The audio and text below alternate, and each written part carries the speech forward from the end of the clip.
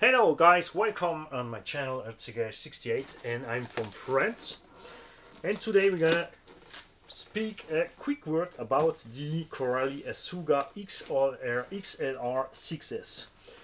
This is just an oversized 1/8 scale buggy. It means it's 1/7 scale. Okay? About. You have the wheelbase from a truggy, but it's not as wide as a truggy. Sorry, a truggy. I mean the wheelbase from a 1/8 scale truggy. It means 360, 370 millimeters, about a little bit less or more, and not as bright as a truggy, but as bright as, for example, Arrma Mojave. You have some new tires in a one tire size. For the moment, you just have one possibility to mount tire. You can not understand wrong. You have to understand this right. I mean, you have just one size from this size tire on the market now. You can for sure put many other tires on this car, but if you take this 1/7 scale buggy to put truggy tires, why did you not buy a truggy? That's a strange thing. Don't forget, if you put bigger tires, heavier tires, anytime to change your gear ratio to not overheat and stress motor, battery, ESC. That's something I see so much, especially in America. Sorry for you guys, but how many times did we see people put a lot of KV, a lot of S, and humongous heavy or big tires and wonder why all is burned out? Oh, my XRT is burned out. It's not the XRT who's burned out, it's you. Sorry for that. So, Corally has made some changes here. That's something I like. They have done here something our brands has not done. Arrma has done for sure the Mojave. It's also a special size of truck, so they decide to go for a bigger buggy until to just do the same stuff as Arrma. I think this is a cool idea when a brand does something the other not does. We had one problem. Generally, when they does that is if something has a special size, like tires. If the tires are bad and you want something better in the same size, you have a problem. We see that on the most common parts on 1/7 scale GT. Here we have special size tire, and no one for the moment does something really good in these special sizes. We had that back in the time with the Arrma Mojave, because 1/7 scale shortcut trucks was not many on the market, but now we have a really big choice on 1/7 scale tires. We have the Arrma tires for the Mojave, who are really good. We have the KK Pit, three different type. We have some Chinese stuff. We have at least 10 different tires for use on our shortcross or desert buggy 1/7 scale. Those tires also gonna fit that buggy, so it's not as bad as it seems if the car would have bad tires. You can use something else like that. Just keep one thing in mind. Here you have low profile, and here you have a higher profile at the outside, so it's gonna change the way the car gonna handle. The stock tires are really hard and stiff, and I really not expected that from them, from Corally, because I love what they have done now. The Corally scatter tires are really good. I really love those tires. I love the Corally Chronos tires. The only I do not like are the Punisher tires. Way too heavy. I don't like that. I really prefer that one from the Chronos. On the buggies, Corally Radix and Python, you have also some really hard and sleepy tires.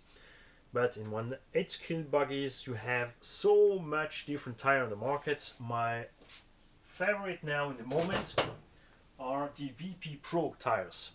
VP Pro Bulldogs for hobby drivers like I.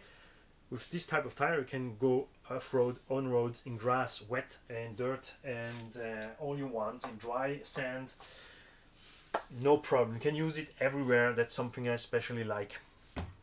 So this explained to me, in all videos I see from the truck, I see a truck who's always drifting around. That's because of that type of tires. They may be really strong and really gonna hold on the wear, but they are really too hard, and we really feel there's no foam in there. Suspension is really soft out from the box. The car here is battery empty, feels really soft. Even if it sits really high, it's really soft. So I think when I'm gonna put a heavy battery in there, the car gonna come a little bit down. But something is strange. It's soft, but it's soft from the top to the bottom.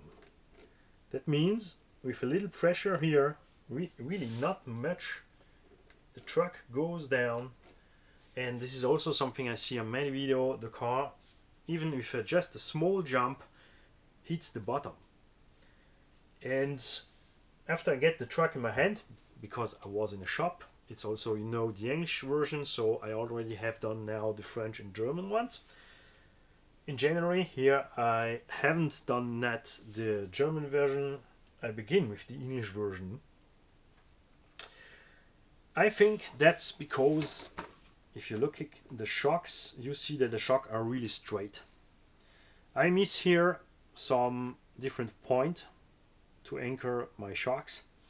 You have some different point in the front, but not in the bottom here. In the rear end it's the same thing, but it's not a big issue because it's not a competition car. It's a car just for free riders. It's not also Corrali wants to be the best basher, want to be fastest than Traxxas and all that stuff, but I'm just a free rider. I just want a car you can use everywhere, an all-rounder with all-rounder tires, with a nice power. You can jump if you want to do some jump, but this is not the type of car I'm going to take to go extreme. Because of the stock tires, is also not the typical truck you're going to use for do some freestyle stuff, because the tire not going to balloon. If you want to do that, you need some tires, some softer tires are going to begin to balloon. In 1/7 scale there are not much. One thing is sure, if you're gonna use some 1/7 scale tires, the truck gonna be much softer to drive on some bump. The other thing Corrali does here, I'm not especially a freak from, is that instead of changing the plastics, there is for me one major point Corrali has to beef up is the plastic parts. The quality from the plastic, not the quantity, and this is what they done. Here they beefed up all plastics, but they didn't change the plastics. It's the same stuff, but just way more. More means also more weight. This buggy here is not as bright as a Truggy. Has smaller tire than a Truggy. Has a smaller body than a Truggy, but still is as heavy as a 1/8 scale Truggy. I would have preferred to see Corrali come with a new plastics, with smaller parts and a lighter buggy. For sure it's not easy because of the cost. They choose to do that, and it's also for sure, not take it wrong here, this is not an unlike video.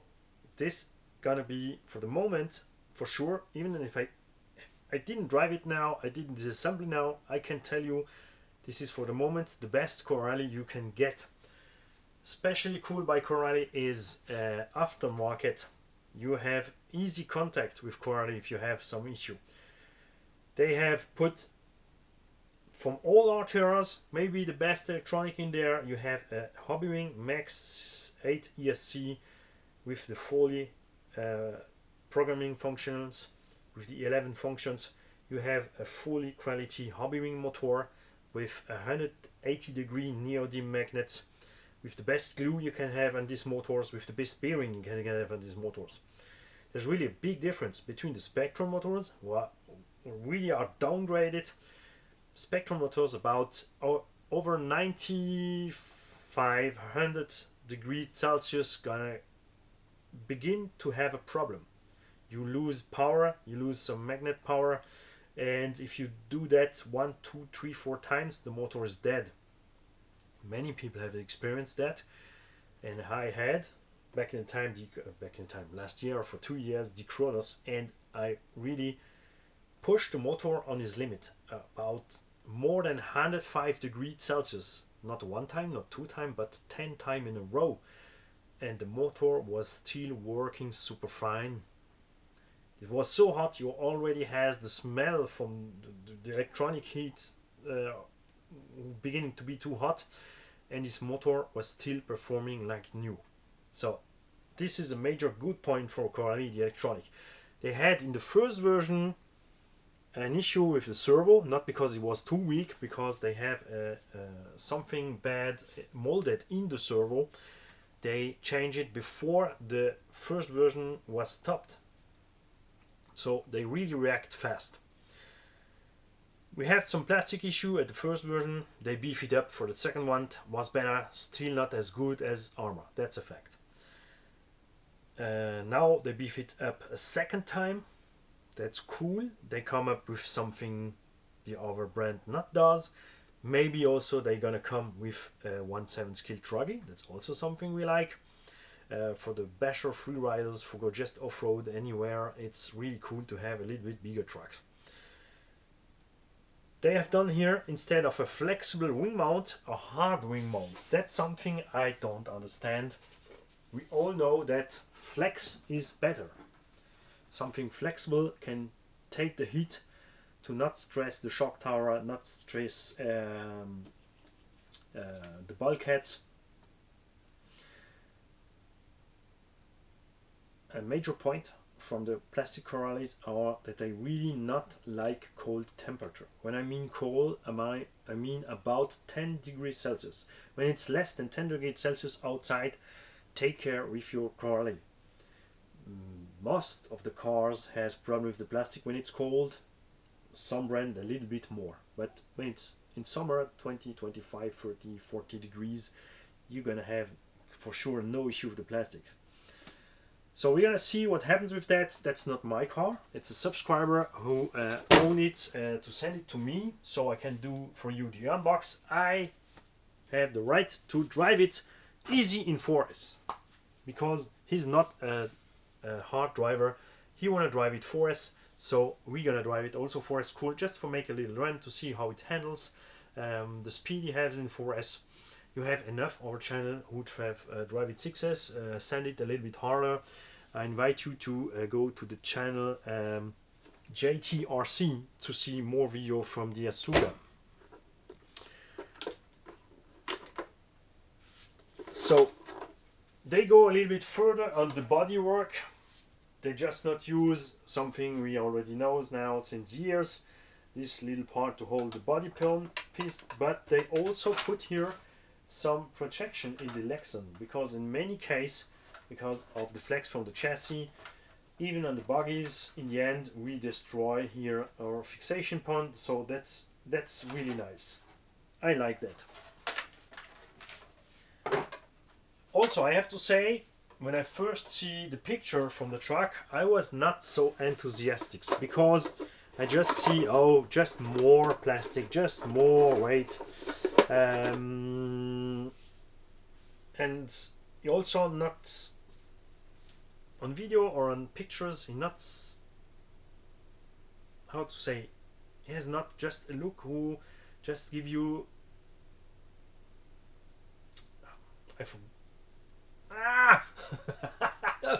it's complicated for me here today. What I mean, if you see it on picture or video, you say, okay, it's just a bigger buggy.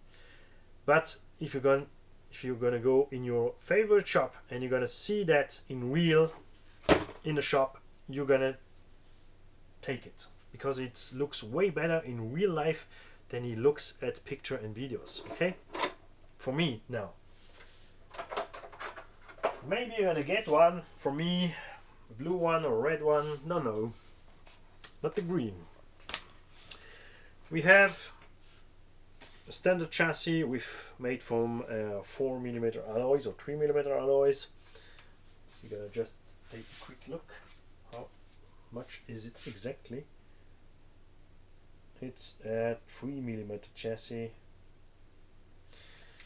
We have the skid plates they designed at the V2 version from the 1/8 scale begin with just a little bit over design here. You still have a front and a rear one. I don't know why they do that, because if they do the same front and rear, it will gonna cost less money. My concern and issue with these ones is that I buy it to put at my Kronos V1. At first run, after 10 minutes already was broken. So I really hope they change something here at the plastics to not break as fast as I break the first ones. The new A-arms are beefier, and you can put here some reinforcement part like Corey does at the other truck from them. As stiffer the arm is, as more the suspension gonna work. So this is not something to do if you're just a free rider. That's maybe something to do if you are more a track driver. In the car, nothing moves. Still have the stuff at the same place. But until the most newer truggy buggies who comes on the market with the weight more in the front to keep the front more on the track, they decide to put the weight more backwards. And this one, so the front is going to be lighter on jumps. We have here 5.5 kilograms maybe with the 6S, with a bigger 6S in there, so the 6S system here gonna work fine. They add also the capacitor pack, properly mounted with a shrink tube here, not just with a tie wrap. So I really like that. I don't know if it's really useful. Maybe it's for the hard driver who gonna put a bigger pinion at the motor and always gonna wanna have more power in there. The battery tray is about 150mm long, 50 bright. You can change here this part. You can put it in front, in the rear, put it away. You can, for sure, if you drive 4S, use a shorty to change the weight balance from the car.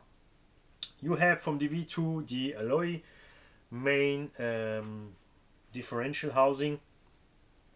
You have still a little protection at the motor pinion here. Receiver box is big enough to put any receiver you want, or even something else if you want to put some LED light on the truck. Servo 25 kilos, can be used in 7.4 volts, and yes, you can put this 7.4 volt out, so that's nice. And we see here coming some plastic parts instead of like at the Traxxas sledges.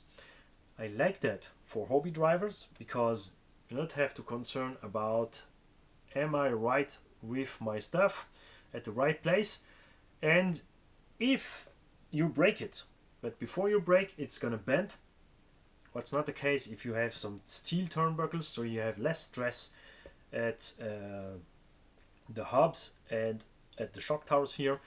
If it breaks, it's really cheap to replace. So I'm really not against some plastic parts and some hobby driver stuff. They still use the same shocks, but they have done new shock pistons in there, way tougher, because remember the first one from the V1 was slopey. I'm a little bit concerned about the shock shafts, because that's was a weak point at V1 and V2, only 3.5mm and not the hardest steel you can get. But now you have way tougher A-arms, so I really expect that the A-arms gonna protect the shock shaft from bending. I hope also they have changed something at the alloy, because this was another concern for me by by Corelli, is the alloys are a little bit, like by Arrma, too soft.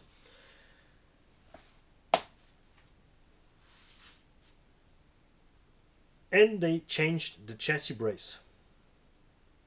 But it's just, how I say, it's just more and more and more. I don't really know if this gonna change really something at for all tools who break and bend the chassis. It's really a lot of plastic at these braces. They also put alloy parts in the upper part and in the lower part. Remind me a little bit at Kyosho Madwagon. One thing is sure, it's way nicer to look at this brace that as the braces from the V2 version, with the upper tube, the upper tube, the under tube, the second reinforcement, first reinforcement from the reinforcement. So this looks like really better. You also see that all drive cups are hardened in steel. You still have the normal shafts here. This is also something we had some issue before, especially at V1, because the plastic was too weak to flex, that I, after 3 or 4 runs, had all dog bones, even the center dog bones, bent. I drive a V2 and still had on a V2 bended rear dog bones after 10 minutes and just 1 or 2 normal jumps. They beefed all that up with the time. They are only there since 4 years in 1/8 scale, now in 1/7 scale, so we gonna get them some times to do better. Because if you remind, Arrma at the beginning was also not a good truck. It was really over cheap stuff, but it was cheap, so it's not a problem. You destroy it, buy cheap, replace it, no problem. Now Horizon Hobby has the finger in Arrma, and you have, for sure, the V5 and XB are better than back in the time V1, V2, V3. But are they really so much better than V3 at the V5 now? I don't think so. But the difference is that the price are doubled. They double up the price from the material by Horizon Hobby. And that's something I like by Corelli. They keep the price in a normal range. The parts are easy available. How I said in the beginning, the aftermarket is really reachable really fast. They have top electronics in there. They have not maybe the best plastic. Arrma is still in the lead at the moment with the plastics, but they go forward really fast. For sure, you have servo saver, which you can change the pressure at the springs. And I prefer the differential from the Corelli vs the stock Arrma differential. The EXB differential are as good as these ones, but the stock Arrma differential are not the best. These cars before that has another issue, is because of the too weak plastic. Many people destroy the bulkheads. They just rip the bulkheads out from the chassis by heavy heats. Heavy heat on the front tire, and that stuff just destroy the alloy from the arm holder like by Arrma, but also destroy the bulkheads. To protect the bulkheads, because they don't have changed it. To protect the bulkheads, they do something different. They bolt on, first of all, they used better alloy for the pin holder here, 7075 alloy. And they bolt each brace at the chassis. The brace are still bolted at the bulkheads. So this, because you have better A-arms, you have reinforced A-arms here at the hinge pins. So that means when you're gonna hit something there, you're gonna put way more stress at the bulkheads. So they overbeefed the stuff that wise. I hope this is gonna hold well. I really think that at this buggy version that's gonna be absolutely not an issue. We gonna see what happens. Also, I'm pretty sure they're gonna bring us a 1/7 scale truggy. They're gonna do it. So if you already have one, if you have experience with it, if you have drive it, if you have what have you changed at the truck, for sure, if it was my truck, first things first, I'm gonna change the front shock oil to have a little bit more resistance in the bottom. The rear one is okay. We're gonna drive this tire to test it, but maybe if it was mine, I'm gonna put some KKP tires on it to have little less stress here when I hit the cars on some rough terrains, because the tire gonna absorb a lot of shock and forces.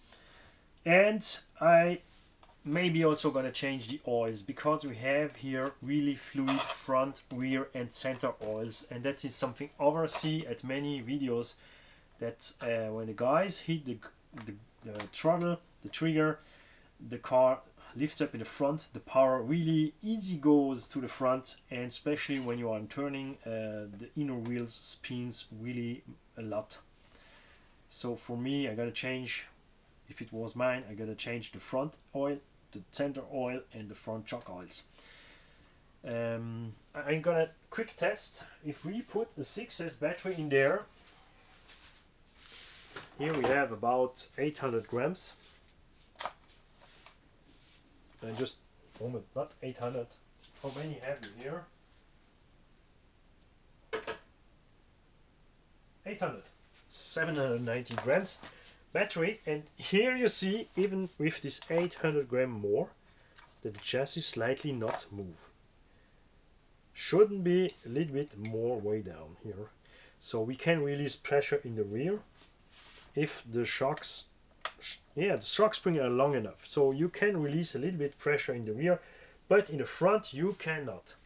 You are just already at the minimum. And I think this way the buggy sits a little bit too high. With the sleepy tires gonna be not an issue. With tires with more grip, in a turning you gonna overroll. I especially like that they have done a real solution for fixing the ESC and the on-off knob. How many brands have we today who does nothing to really fix your stuff? The ESC is bolted on from underneath, and the on-off knob has a cap on it, so nothing moves here. That's nice. No wire is in the way from transmission. Motor wire already are short to go directly to the ESC. You have enough room for sure for the battery plug. You have enough room, how I say, for the battery. I think here we even can go to really massive 3S batteries. Have I something here? No. I'm gonna take here some 4S just for see something, and we also just gonna lay it on the top. So this is 1 kilogram of battery. That's crazy. The car don't move. Should be going down with that, but it didn't. Man, we're gonna put the body on there, and we're gonna see how many room did we miss to do such a crazy thing. Because the buggy is light, but if they're gonna do a 1/7 scale truggy, maybe he's gonna be way bigger and heavier, so you're gonna need AS. So here it's a little bit too high, but not so much. If you are concerned, because the body posts are bolted at the braces, how should I do to raise this? It's super easy. All you have to do is to put a 2.5 millimeter hole in the center, and to put a screw in there, a grub screw, and to use a standard buggy body post on the top, so you can raise the stuff. You also can just use extender to rise it. It's not a problem if you want to do something crazy. I not recommend it. I think in 8S this differential gonna blow up. So that's all for me for the moment. I don't can tell more about the car because I haven't any more experience with it. I had only experience with the Corelli V1 and V2 versions, and I'm not for the moment happy enough with the 1/8 scale Corelli range for what I do. For the most hobby driver, these cars are nice. One thing cool is the price. Here in Europe, this RTR version costs about 650 euros and the roller version about 480. That's not as much as a 1/8 scale Truggy. They even are just a little bit more higher in price than standard 1/8 scale buggies. We have here in Europe in the price range about 550 to 600. We have the Hobao Hyper VS2. We have the Team Magic B8ER. We have the Mingyang Caracal 6S RTR, and we have what have you other